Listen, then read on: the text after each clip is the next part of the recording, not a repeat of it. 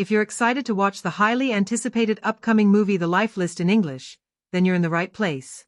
And if this is your first time visiting our channel, make sure to subscribe so you don't miss out on exciting updates like this.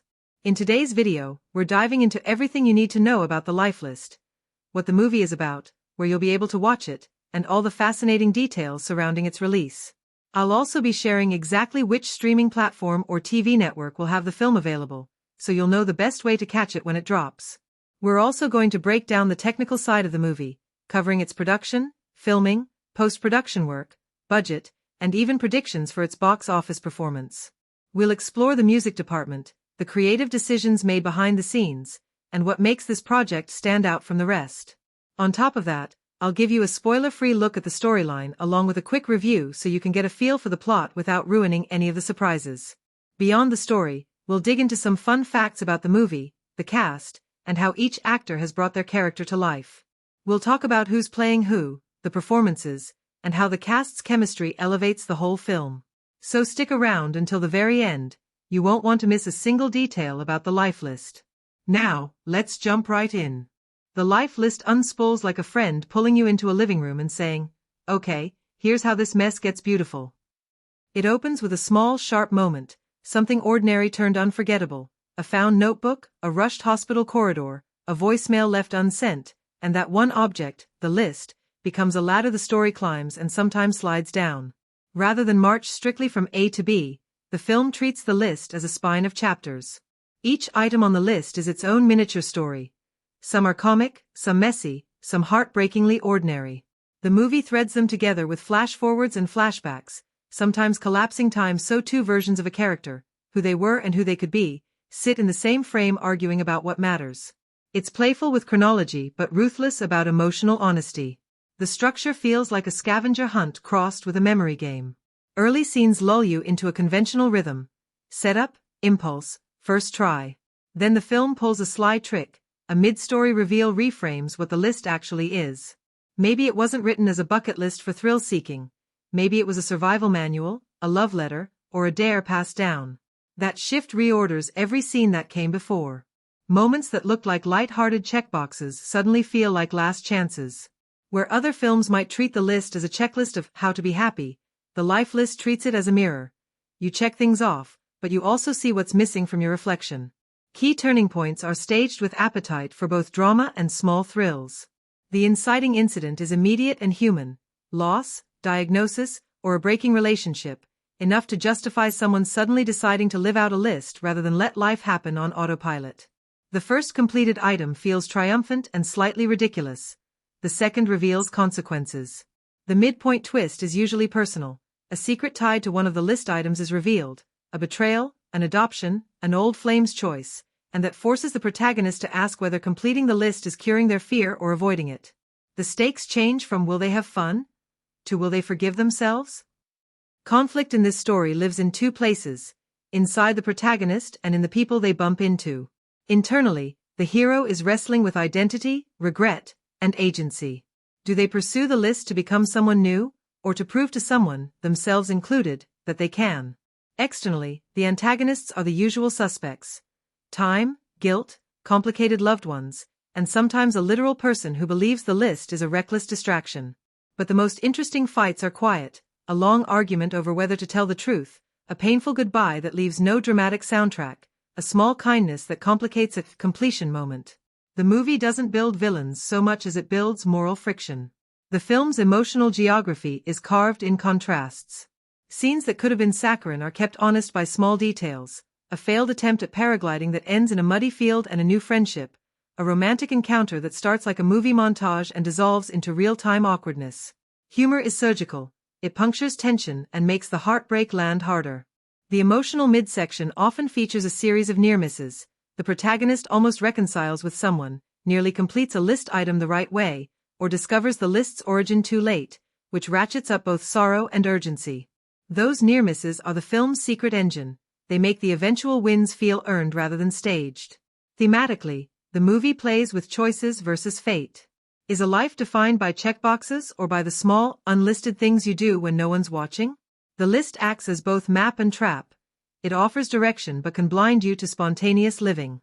Cinematically, The directors underline this tension by changing form depending on the emotional beat. Flashbacks get saturated colors and a nostalgic lens.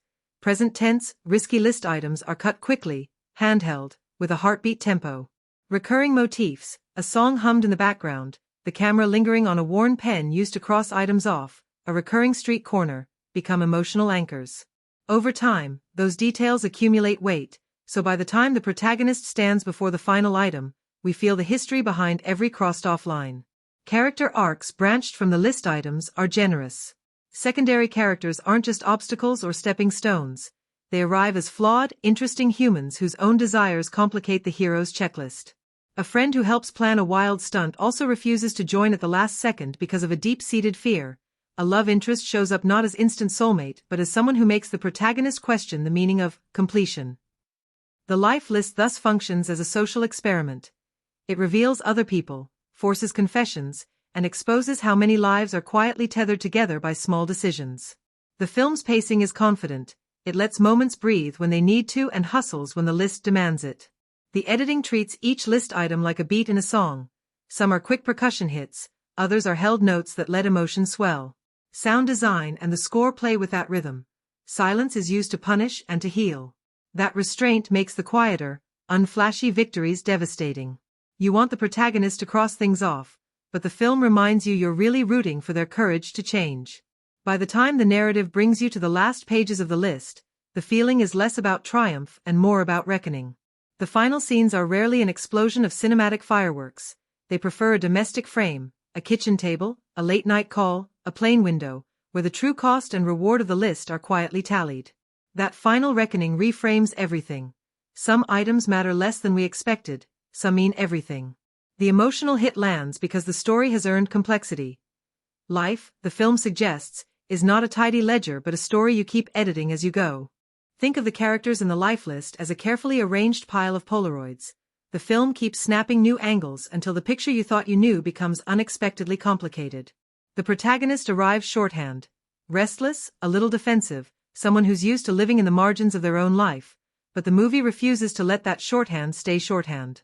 Backstory seeps in through flashbacks and small lived-in details, an unshared voicemail, a scar hinted at, a childhood notebook, so every choice on the list unlocks a new shade. Nervous bravado that looks like confidence until the camera lingers on the hands, a joke that covers a softer hurt, a quick flirt that reveals an old pattern of running away. Motivations start blunt, I need to do this now, and then complicate. Is the list a cure, a dare, or a ledger of things they owe themselves? That ambiguity is where the best growth happens. The arc isn't a straight ascent from A to B but a series of honest adjustments. Secondary characters are built with real gravity rather than used as props. The friend who co-plans a reckless stunt but bails at the last second because of a hidden fear gets a quiet arc of their own, showing that courage isn't always public.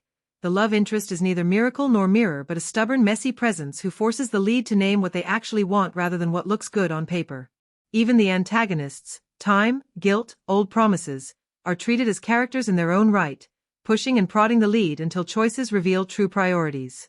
The film layers these shifts visually and tonally. Flashbacks bloom in saturated light to show who the characters were, while present-tense scenes are handheld and breathy so you feel the risk. Recurring motifs like the pen used to cross items off, a song that surfaces during private admissions, or a specific street corner act like emotional weather, reminding you where each character has been and where they're being nudged. Growth here is granular. It's in a single, stuttering apology that finally sticks, in a decision not to finish an item because someone else's need came first, in a small refusal to repeat an old mistake, and those micro-moments build into real transformation because the script trusts restraint over melodrama. The supporting cast is given room to push back, to be selfish and kind in equal measure, which makes the protagonist's choices feel consequential. Relationships don't simply enable change, they complicate it, and that friction is where the film mines its truth. Performances sell those layers through tiny gestures, a pause that reveals a secret, a smile that doesn't reach the eyes, so you feel the work rather than just see it explained. By the time characters reach their late story reckonings, who they become isn't a trophy on stage but a quieter, harder-won currency. Less about completing a list and more about finally being honest enough to live without it. The life list works because its cast doesn't just play their roles, they inhabit them so fully that you start forgetting you're watching a performance. The lead actor delivers a portrayal that is equal parts restless energy and quiet vulnerability, walking a tightrope between charm and self-sabotage. There's a lived-in quality to the way they move through scenes, as if the character's history is sitting on their shoulders even in moments of levity. It's in the way a line of dialogue lands slightly slower than expected, letting you see the character thinking, or in the way a smile starts as performance but melts into something unguarded. That ability to shade moments with subtext turns even a simple yes into a reveal. The supporting cast matches that authenticity beat for beat, each finding ways to make their characters feel essential rather than ornamental. The best friend figure brings an easy comedic rhythm that never undercuts the film's emotional stakes, using humor like a pressure valve for tension-filled scenes. Their chemistry with the lead feels unforced, built on micro-expressions and quick glances that suggest years of shared history. The love interest refuses to play the role as a cardboard romantic prize. Instead, they inject friction, making the relationship scenes feel more like a sparring match where attraction and challenge coexist. This choice gives their dynamic a texture that lingers long after the scene ends. The so-called antagonists, whether they're people, institutions, or just stubborn forces of life, are played with nuance that avoids easy villainy. One supporting role in particular stands out as a quiet powerhouse, a character who appears sparingly but delivers every line with surgical precision, shifting the emotional current of the film without raising their voice. Even the smallest parts, like a cafe owner who appears in just 2 scenes or an old acquaintance encountered mid-list, are inhabited with enough detail to feel like real people who existed before the camera found them. What elevates the performances collectively is the shared commitment to naturalism. You can see it in the unscripted overlaps of dialogue, in the way hands fidget or shoulders tighten during arguments, in moments of silence that feel earned rather than empty. The ensemble understands that this story lives in the spaces between words, so they let pauses breathe without rushing to fill them. There are scenes where the actors don't even need to speak, a look across a crowded room, a gesture at a shared object, a pause before turning away, and you feel the weight of entire conversations inside them. It's also a film where emotional beats are built collaboratively. No one is playing to steal a scene, they're playing to deepen it.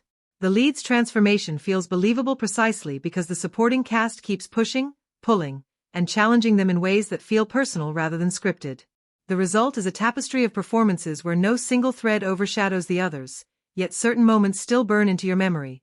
A tear that's fought back but escapes anyway, a laugh that breaks through at the wrong moment, an embrace that's held just a little too long. The cast doesn't just tell the story, they make you feel like you're living inside it. The director of the Life List steers the film with a light but sure hand, treating tone and mood like instruments in a small ensemble rather than a single loud trumpet. One moment the camera is cozy and intimate, the next it's restless and kinetic, and that push-pull becomes the movie's personality. Rather than announcing style every scene, the director layers choices so that form follows feeling. Handheld, close-up work for moments of risk and confession so you're practically holding your breath with the protagonist. Cleaner, more composed wide frames when the film wants to show the consequences of a choice playing out in the world. Editing choices feel musical. Short, percussive cuts during list-driven sequences give the movie a playful tempo, while longer takes of awkward silences allow unease or tenderness to settle in and become meaningful. Stylistically, there are clever little signatures that reappear, like a match cut from a crossed-off line on a page to a real-world act of completion, or a motif of the same doorway shown at different times of day to mark emotional change. These recurring sites turn into landmarks so the audience always knows where they are emotionally even if the timeline hops around.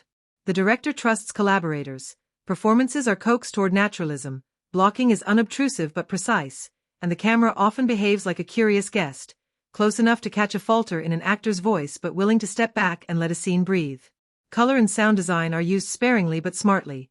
Flashbacks bloom with warmer, filmic tones while present tense sequences are cooler and tactile, and silence is treated as a scoring device as potent as music. Pacing is where the director's instincts are especially sharp. The film never overstays its welcome in a comic beat, and it also doesn't rush grief. The rhythm of wins, losses, and near misses is tuned so that catharsis feels earned, not manufactured. Shot composition often favors human scale. Frames built around shared objects, half-open doors, and converging lines that suggest connection or separation, which reinforces the theme that lives are made of small, interlocking choices. Risk-taking appears in small, smart flourishes rather than showy gestures, a single tracking shot that follows a character through a chaotic public stunt, or a sudden cut to a character's reflection in a car window that reframes a moment of self-recognition. Above all, the director balances ambition and restraint, mixing formal playfulness with emotional clarity so the film feels both inventive and grounded. The result is a movie that looks and sounds intentional, where every stylistic decision is there to deepen what you feel about the characters rather than to simply impress you. The cinematography in the Life List feels like it's telling its own parallel story, one made up entirely of light, angles, and perspective. The camera rarely just records events, it reacts to them. Early scenes often place the protagonist slightly off-center in the frame, as if the world is already nudging them toward change, while wider shots let the environment swallow them up, making you feel their isolation before a word is spoken. When the list items start to come to life, the framing shifts. The camera gets closer, more personal, as if it's leaning in to eavesdrop on moments that matter. This shift in proximity mirrors the character's own journey from detached to engaged. Lighting is a silent but potent narrator here.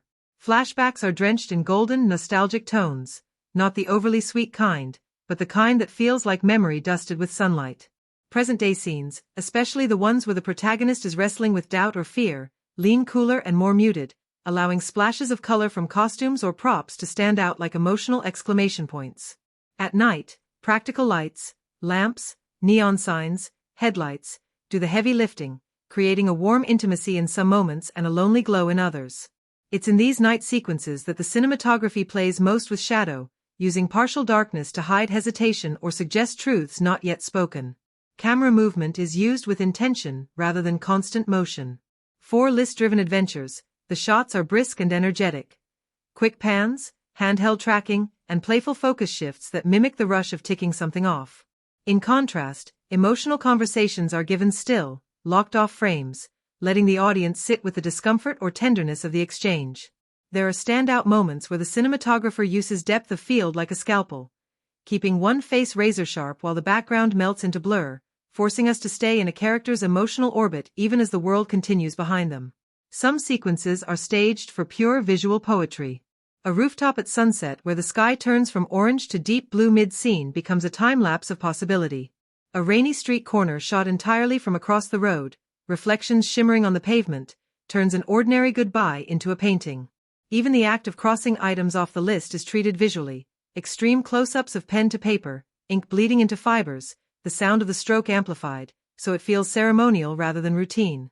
Composition often plays with thresholds, doorways, windows, mirrors, framing characters at points of decision. These frames within frames subtly suggest the idea of transition, that every scene is another step from one version of a life to the next. In a few daring shots, the camera holds on a reflection instead of the person themselves, so we watch them indirectly, like catching someone's truth when they think no one's looking. And just when you've settled into this intimate style, the film surprises with a sudden wide aerial, showing how small these moments look from above, reminding us of the bigger picture. The cinematography doesn't just make the Life List beautiful, it makes it emotionally legible. You don't just see the characters, you see the spaces between them, the light they stand in, and the shadows they carry. It's the kind of visual storytelling that lets you feel the story in your chest before you fully understand it in your head. Editing in the Life List acts like a secret co-director, constantly nudging how you feel about every scene rather than just stitching shots together. The film alternates between kinetic, percussive cutting for the list-driven sequences and much longer, more contemplative takes for the emotional beats, so you get the thrill of momentum when items are being chased and the gravity when consequences land. Montages are used like candy, fast, witty, and satisfying when the movie wants to show progress, but the editor resists letting montage become a cheat. Every condensed sequence is immediately followed by a full-length scene that forces you to reckon with the aftermath, which keeps wins from feeling hollow. There's clever cross-cutting that raises stakes. While the protagonist attempts a dare, we jump to someone waiting at home, the cuts creating suspense by making two outcomes collide in your head before they collide on screen. Transitions aren't always invisible. The film loves sound bridges and L-cuts, car horns, a single hummed line of a song, the scratch of pen on paper, that carry across cuts so scenes feel connected emotionally rather than merely sequential. Match cuts are a favorite trick. An image of a pen stroke becomes a real-life act of completion in the next shot, and those visual echoes give the editing an almost musical logic. The pace shifts deliberately at the midpoint, where a reveal reorients the story, so the editing slows, letting reaction shots linger and the camera breathe. That pause reframes what came before and makes subsequent quick edits feel earned instead of manipulative. The rhythm of comedy and heartbreak is handled surgically. Comic beats get snappier cuts to keep jokes landing, while heartbreak scenes often hinge on one longer take or a held close-up that lets silence do the emotional work. Timing choices are small but potent, hold a reaction a beat longer and the audience supplies a flood of backstory, Cut too early and you lose the ache. The editor also uses jump cuts and micro-edits during anxiety-filled list items to create a disorienting sense of urgency, then snaps back to steady, coherent coverage in quieter moments so the emotional contrast stings. Even the way time compresses and expands feels intentional. Several days become a single montaged sequence, while a single phone call can stretch into a full scene to reveal character. Pacing issues that often plague checklist films, items racing by without consequence, are avoided here because the edit always returns to consequence, inserting counterpoints that complicate progress. Sound design and rhythmic cutting work in tandem. Percussive edits line up with percussion hits in the score during public spectacles, while subtle ambient overlaps smooth transitions in intimate scenes. The final third tightens the editing again, using quicker cuts to underscore urgency and near misses, but the editor never sacrifices clarity for speed. Key emotional choices are given space so they resonate. In short, the film's flow feels choreographed, an elastic tempo that stretches and snaps back, so you're never merely watching a list get checked off, you're riding the emotional pulse the editing creates. If the life list were a playlist, it would be the kind that sneaks up on you, half whispered, half drumbeat, and that's exactly how the soundtrack and score operate, as a stealth collaborator that shapes mood, timing, and emotional punctuation without ever hogging the spotlight. The film's central musical gesture is a tiny, obsessively repeated motif. Imagine the scratch of a pen on paper rendered first as an actual diegetic sound, then echoed as a plucked piano figure and finally grown into a warm string phrase, and that motif functions like a compass. It arrives whenever the list tempts action, then mutates depending on what the scene needs. When a list item is tackled with giddy bravado, the motif is bright, rhythmically clipped and supported by hand percussion and light acoustic strumming. When an item reveals a bitter truth, the same motif is slowed, stretched and reharmonized into a low, shivering cello line that makes your chest tighten. Flashbacks bloom musically the way they bloom visually, warmer, analog textures, rounded strings and reverb-drenched piano, giving past moments a nostalgic halo. Present tense, risky sequences lean on percussive scoring and quick musical edits that mirror the film's punchy cutting, so audio rhythm and picture rhythm feel like two parts of the same heartbeat. The composer plays with instrumentation like a storyteller chooses wardrobe. Intimate scenes often strip back to a single instrument, a breathy clarinet or a spare acoustic guitar, which makes a whispered confession land as if the music itself is leaning in to listen. Conversely, public spectacles are scored with a broader palette, layered percussion, light synth pads, and rolling ostinatos, creating lift without tipping into fanfare. Recurring vocal fragments, a hummed line, a childlike melody that returns in unexpected places, act as emotional callbacks, so when that tiny tune reappears late in the film you register not just a melody but a history. Silence is used boldly. The score will cut out mid-beat at pivotal emotional moments, forcing you to inhabit the scene's raw soundscape. A held look, a rain patter, a creak of a chair, and that absence of music often says more than any swell could. Sound design and score are braided rather than layered. Ambient noises bleed into low synth beds, footsteps line up with percussion hits, and a match cut in picture is often matched by a subtle audio bridge that carries the emotional thread. There are standout cues that feel designed to puncture memory, an opening theme that's deceptively simple and returns refracted after the midpoint reveal, a tense motif of shifting minor seconds used sparingly to signal moral friction, and a final pared-down arrangement of the main motif that refuses cathartic swelling and instead opts for a quieter, more honest reverberation. The mix favors clarity, dialogue never gets buried, dynamics are respected so intimate whispers feel closer than a full orchestral blast, and the score's restraint actually heightens believability. Performances aren't scored over, they're accompanied. Ultimately, the music functions as character. It changes color as people change, it misleads you when the protagonist is being misled, and it rewards attention by turning tiny musical details into emotional landmines and comforts you only when the story allows. The Life List is less a film that hands you a single moral and more a conversation that keeps getting interrupted by sharper, stranger questions. What does it mean to take control of your life, and who gets to decide what counts as living? And it asks them through a braided set of ideas rather than a neat thesis. At the surface there's the obvious bucket list tension, agency versus autopilot, doing things to feel alive versus letting life arrive with its accidental beauties, but the movie peels that open into subtler ironies.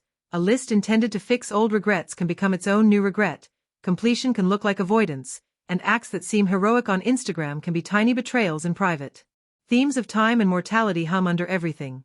The list is a shorthand for finitude, do this before it's too late. Yet the film keeps reminding you that urgency can obscure meaning.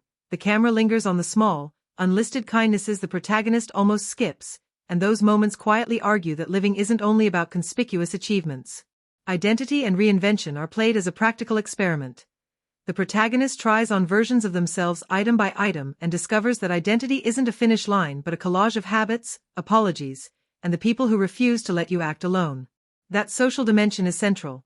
The movie treats relationships not as window dressing but as the ethical test for the list. Will you cross this off if it hurts someone else, and what does that choice say about who you become? Guilt, atonement, and responsibility surface repeatedly.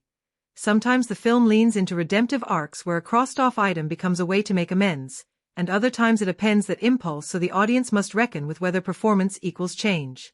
Memory, too, is thematic currency. Flashbacks and recurring motifs, the pen in the margin, a hummed melody, a doorway shown at different times, make the past feel tactile, suggesting that our attempts to remake ourselves are always negotiated with the past's stubborn presence.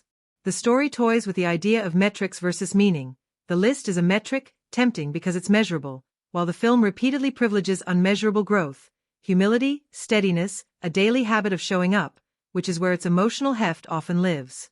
Stylistically, the movie reinforces these themes: visual echoes, match cuts from ink to action, musical callbacks, and editing that compresses triumphs into montage only to pull back and show consequences, all work to argue that acts don't exist in isolation. Sometimes the messaging flirts with obviousness, a montage too tidy or a line of dialogue that glows a little too bright, but more often the film trusts implication, letting small gestures, a refused stunt, an unsent text finally sent, carry thematic weight. There's also a provocative ethical wrinkle. Who benefits from self-transformation? The film complicates self-help optimism by showing how change can be selfishly motivated or genuinely communal, and it leaves the audience to sort the difference. Finally, the film's most resonant idea is a paradox. Lists promise clarity but reveal complexity. The more you try to order life, the more you discover life resists being fully ordered. That uneasy, generous tension, between control and surrender, spectacle and quiet loyalty, checklist and continuation, is where the movie keeps tugging you, not to hand you answers, but to make you notice which items on your own life list you've been checking for the right reasons. The visual effects in the life list are not the kind that scream for your attention. They sneak in, quietly shaping the way the story feels without turning the movie into a tech demo. You're not hit over the head with a barrage of flashy CGI. Instead, it's woven into the fabric of the world so smoothly that you sometimes don't realize you're looking at something crafted in a computer. A city skyline that shifts almost imperceptibly with the passage of time, a reflection in a cafe window that shows a memory instead of the present moment, rain that falls just a little too perfectly. These are the touches that make the film feel richer without demanding applause. The digital work is less about spectacle and more about texture, giving the story a slightly heightened realism that mirrors the main character's shifting sense of reality as they chase their list. When the film does lean into bigger visual flourishes, it does so with restraint, letting them land like emotional beats rather than random effects shots. A recurring motif involves the protagonist imagining completed list items before they happen, quick flashes of what those moments could look like, each built with subtle CGI enhancements, and when the actual events arrive, practical effects often take over. This blend of digital and physical gives the story a grounding that keeps it from feeling artificial. For instance, when a rooftop scene unfolds under a sky that glows with impossible shades of twilight, it's a digital sky, but the wind in the character's hair, the way her shoes scrape the rooftop, the props in her hands, all real, all tangible. What's clever is how the film uses CGI not just for scenery or set extensions but for emotional emphasis. There's a sequence where a street fills with paper notes fluttering in slow motion, each one containing something left unsaid. It's entirely digital, but it's treated like a memory spilling into reality. The lighting, the compositing, the movement of each slip of paper calibrated to feel hand-touched rather than generated. That commitment to realism in the digital space makes the more surreal touches believable. Even the transitions between scenes sometimes rely on visual effects, a coffee cup steam morphing into mountain mist, or a calendar date dissolving into a sunset, and these work as both aesthetic flourishes and thematic echoes. Practical effects, when used, carry an old-school charm that balances the digital. A street performance, a firework display, or even the protagonist's messy kitchen disasters are all captured physically, giving a tactile counterpoint to the cleaner, dreamlike CGI moments. This balance prevents the film from tipping into a purely glossy, unreal space. Instead, it feels like a world where the extraordinary and the everyday exist side by side. Exactly the kind of space where a life list could feel both achievable and magical. The best part is that the visual effects aren't about showing off technical skill. They're about serving the story's emotional beats, letting the audience feel the wonder without seeing the wires. The set design and locations in the life list feel like characters in their own right, each space telling its own story before anyone even speaks a line. The film opens in a cramped but warm apartment where every object seems to have a backstory. The chipped mug that's been refilled 1,000 times, the cluttered bookshelf with dog-eared travel guides, the postcards stuck to the fridge like promises waiting to be kept. It's the kind of space that feels genuinely lived in, not dressed for a camera, which makes the protagonist's world feel instantly relatable. You can almost smell the morning coffee and hear the hum of the old refrigerator. As the story unfolds and the life list pushes the main character out of her comfort zone, the locations expand right alongside her emotional journey. Each new place has its own visual personality, a sunlit seaside boardwalk where the light bounces off every surface with a warmth that feels like possibility, a rainy market alley where neon signs reflect in puddles and conversations are half heard over the sound of water hitting tin rooftops. These locations aren't just pretty backdrops. They carry mood and momentum, often shifting tone in sync with the story's emotional beats. The production design works on a level of quiet detail that rewards the attentive viewer. Props aren't just functional, they're story clues. A slightly faded concert ticket tucked in a mirror frame hints at a past love. A restaurant's mismatched chairs tell you it's been pieced together over years by someone who cares more about community than aesthetics. Even the choice of wallpaper in a tiny guesthouse, a pattern just slightly too bold, gives a location personality without needing dialogue to explain it. What's impressive is how the film blends real-world locations with crafted sets so seamlessly that you'd be hard-pressed to spot where one ends and the other begins. A mountain lookout might actually be a soundstage with practical rock faces and digitally extended skies, but the way the light interacts with every prop makes it feel like you could walk right into it. The attention to how each location is dressed, from the placement of a teacup to the angle of a crooked picture frame, makes the world feel not only believable but magnetic. Some locations are used as narrative pivots, transforming in meaning over time. A quiet park that first appears as a place of solitude later becomes the backdrop for a pivotal confrontation, with the same bench, same trees, but a completely different emotional weight. That kind of environmental storytelling adds depth without saying a word. In the end, every location feels like it's been chosen with intent, not just to look good on screen, but to pull the audience deeper into the journey, making each stop on the list feel like a tangible milestone. The dialogue in the life list doesn't just carry the plot forward, it breathes life into it. Conversations feel unpolished in the best possible way, with the slight overlaps, pauses, and stumbles that real people have when they're not thinking about how their words will sound in a screenplay. There's a rhythm to the exchanges that makes even the simplest scenes feel alive, whether it's two characters trading quick-witted banter over breakfast or a late-night heart-to-heart where the silence between words says more than the sentences themselves. The script knows when to be sharp and when to be soft. One moment, a character delivers a line so clever and perfectly timed that you can almost hear the unspoken touché in the air. The next, a single unadorned sentence lands like a stone in the chest, the kind of line you find yourself repeating days later because it quietly rearranged something in your mind. These emotional beats are never telegraphed. They sneak up on you, hidden in what feels like casual conversation until you realize you've just been gut-punched by sincerity. There's a generosity in the writing that gives every character a voice worth listening to. No one exists just to set up someone else's punchline or deliver exposition. Even the side characters get their moments of depth. A passing remark from a taxi driver becomes a surprisingly poetic metaphor about taking wrong turns. A friend's teasing jab about the main character's fear of swimming turns into a layered callback in a climactic scene. These moments make the world feel full of real, thinking, feeling people, not just scripted placeholders. The script also has a knack for weaving in thematic threads without ever sounding like it's lecturing. A throwaway joke about procrastination subtly mirrors the protagonist's reluctance to face her past. A disagreement about whether sunsets are overrated becomes a quiet meditation on perspective. You don't notice it at first, but the lines are planted like seeds, and by the end of the film they've quietly grown into something meaningful. And then there are those rare, standout lines, the ones that could easily end up on mugs, journal covers, or endlessly reposted online, but in the film, they never feel forced.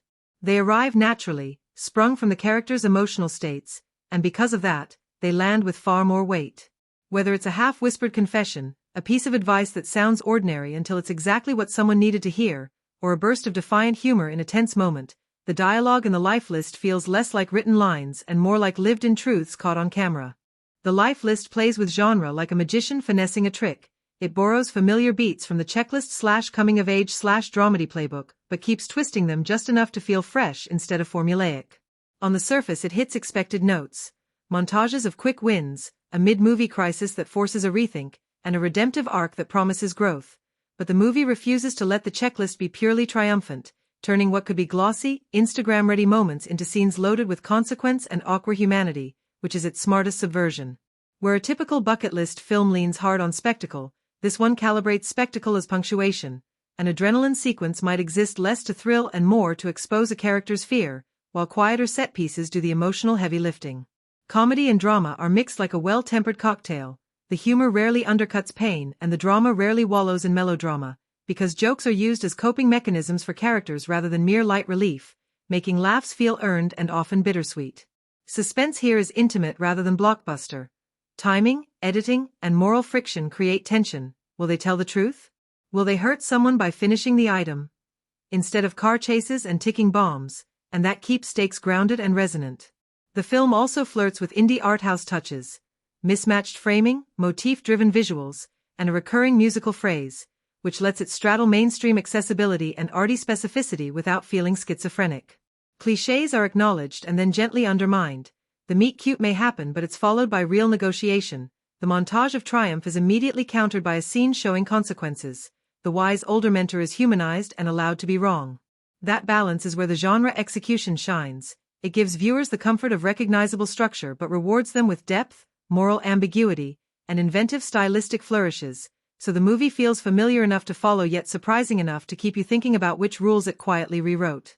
The life list wears its social and cultural commentary like an unassuming accessory, not flashy enough to distract, but impossible to miss once you notice it. On one level, it's a personal journey about ticking off experiences, but beneath that checklist runs a quiet critique of how modern culture packages fulfillment, sells it back to us, and calls it living your best life. The film slyly points out the pressure to curate existence for social approval, slipping in moments where characters perform joy for the camera or frame their adventures with an eye toward likes and shares, only for the aftermath to reveal hollowness.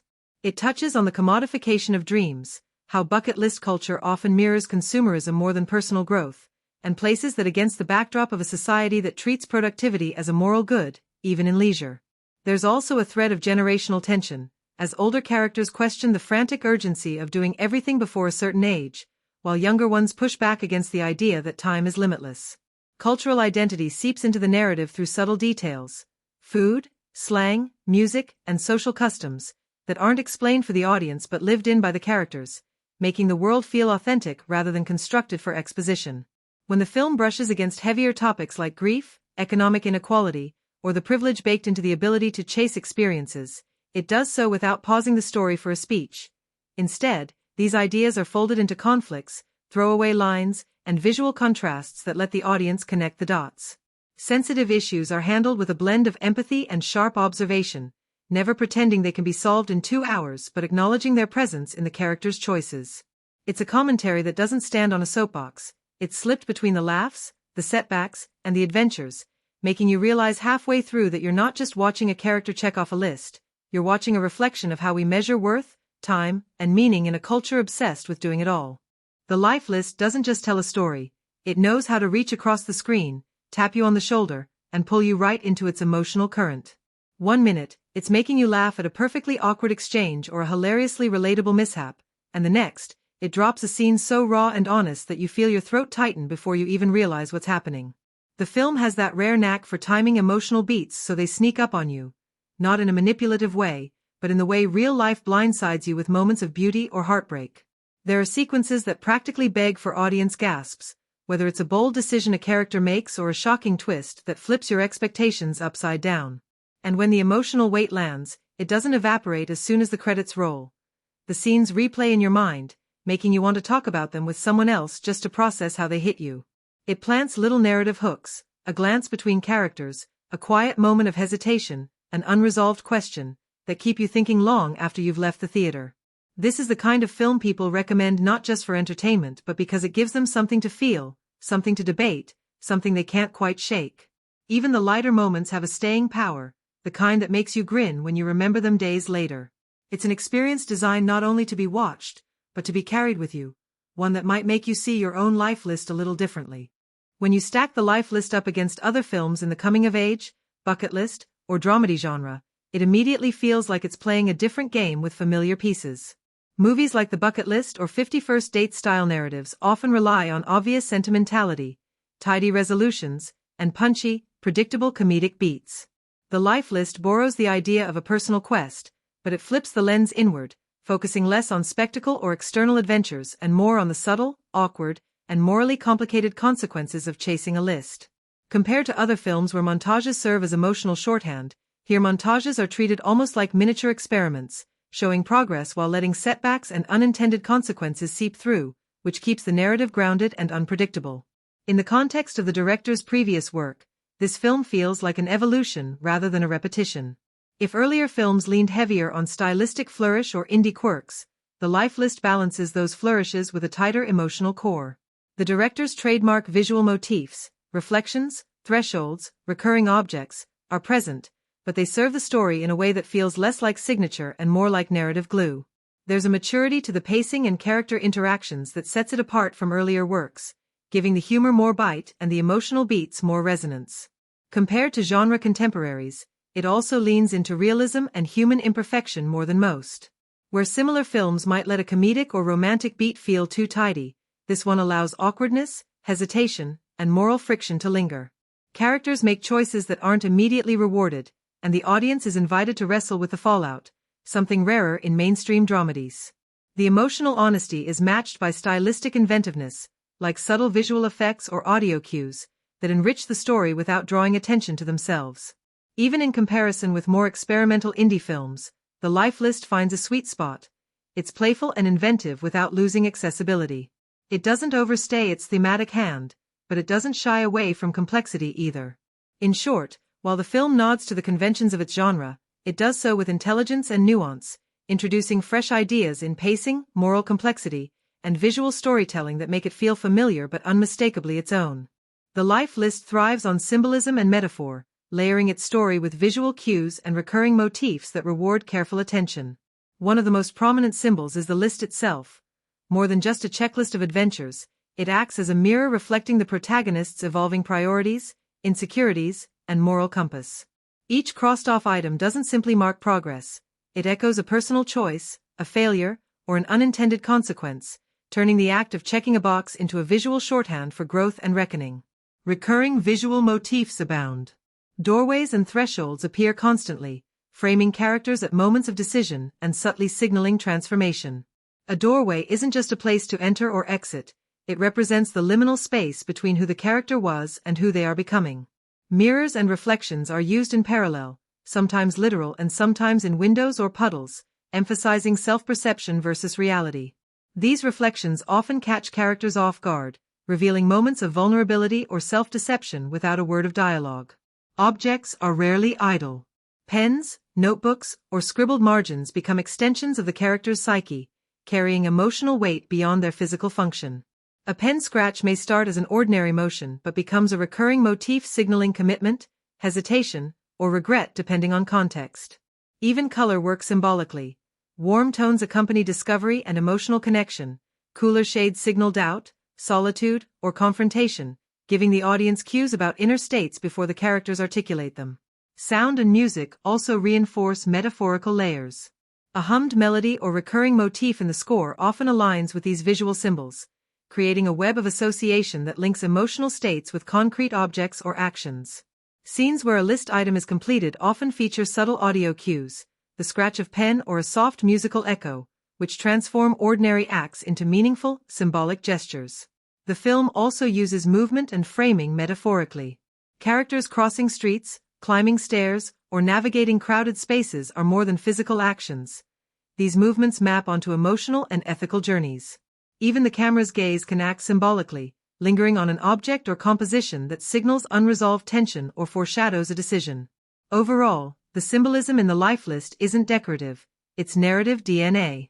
Every visual cue, recurring motif, and object-based metaphor works in tandem with story and character, enhancing the audience's understanding of theme and emotion without needing exposition.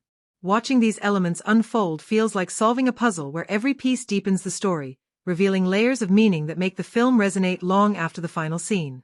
The Life List isn't part of a franchise, but it situates itself in a broader cultural conversation about self-discovery, ambition, and the pursuit of meaningful experiences, which gives it a kind of informal historical context within the list-driven and coming-of-age film lineage. Think of it as a contemporary reflection on a cinematic tradition that includes everything from classic road movies to modern dramedies about personal growth. It acknowledges its predecessors without feeling beholden to them, borrowing structural cues like checklists, montages, and episodic adventures, yet it bends these conventions in ways that feel very 2025, introspective, ethically nuanced, and visually inventive. The film also taps into the zeitgeist of modern life, subtly commenting on social media, instant gratification, and the commodification of experiences. Even though it's set in a recognizable present, it captures the anxiety, restlessness, and performative pressures of our cultural moment, which roots the narrative historically. Everyday objects, cityscapes, and contemporary technologies are incorporated not just as backdrop but as markers of time, giving the story a temporal texture that feels lived in and immediate. Locations, wardrobe, and dialogue all contribute to this sense of historical verisimilitude. A cafe counter, a public park, a neon-lit street corner, all are depicted with enough specificity to feel anchored in our world, while props like smartphones, planners, and social media notifications subtly situate the characters' ambitions in the present day. Even casual cultural references, overheard conversations, and urban sounds become tiny historical signposts, capturing the rhythms and anxieties of contemporary life without needing exposition. The Life List also nods to historical and cultural lineage in cinema itself. Its episodic structure, moral tensions, and reflective moments echo classics in the coming-of-age or self-discovery genre, but they're filtered through a modern lens of inclusivity, psychological realism, and ethical complexity. The historical context isn't about recreating an era or a franchise continuity. It's about placing the story in a living cultural and cinematic ecosystem, making it feel both immediate and part of a larger conversation about how we measure and live our lives. The Life List defied expectations, proving that a modest budget doesn't preclude massive success. Released on Netflix on March 28, 2025, the film quickly became a global sensation, amassing 172.1 million CVEs, cumulative viewing equivalents, over 4 consecutive weeks at the top of Netflix's global top 10 chart. This achievement was particularly impressive given the film's relatively low production budget, especially when compared to high-budget releases like The Electric State, which had a budget of $320 million. Despite the disparity in budgets, The Life List outperformed The Electric State, which struggled to maintain its position on the platform's charts. The film's success can be attributed to several factors. Sofia Carson's heartfelt performance resonated with audiences, drawing viewers into the story of Alex Rose's journey of self-discovery.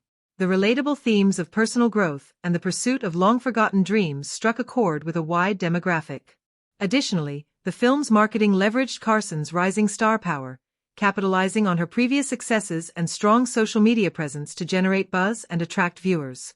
Critically, The Life List received mixed reviews, holding a 45% rating on Rotten Tomatoes based on 22 critic reviews. However, audience reception was more favorable, with a 73% audience score, indicating that viewers connected with the film's emotional depth and relatable narrative. In short, The Life List exemplifies how a well-crafted story, strong performances, and effective marketing can lead to significant success, even without a blockbuster budget. Its performance on Netflix underscores the growing influence of streaming platforms in shaping the success of films, regardless of their production costs. The Life List is primarily a streaming phenomenon, having made its debut on Netflix, which makes it accessible to a global audience right from the comfort of home. Watching it on a streaming platform like Netflix allows viewers to pause, reflect, or even revisit specific moments, which works perfectly for a film that's packed with emotional beats, subtle symbolism, and layered character development. For the fullest impact, a larger screen with good sound can make a noticeable difference. The cinematography, set design, and visual motifs really pop when you can see the details, and the score and soundtrack feel more immersive when heard clearly. While it doesn't have a traditional theatrical run, creating a theater-like atmosphere at home, dimmed lights, a cozy spot on the couch, or even a small group viewing with friends, enhances the experience, letting the audience catch nuances in dialogue, performances, and recurring motifs that might otherwise be missed on a casual watch. The film's episodic pacing and emotional highs and lows make it perfect for uninterrupted viewing, where you can experience the journey of Alex Rose's life list as a continuous, immersive story rather than fragmented moments. For those who prefer digital rental or ownership, platforms that offer download options for offline viewing can be a good alternative, letting viewers rewatch key sequences or share the experience with friends and family. Subtitles or captions also add value, not only for accessibility but because some of the clever dialogue, recurring phrases, or small thematic details are easier to catch when read in addition to being heard.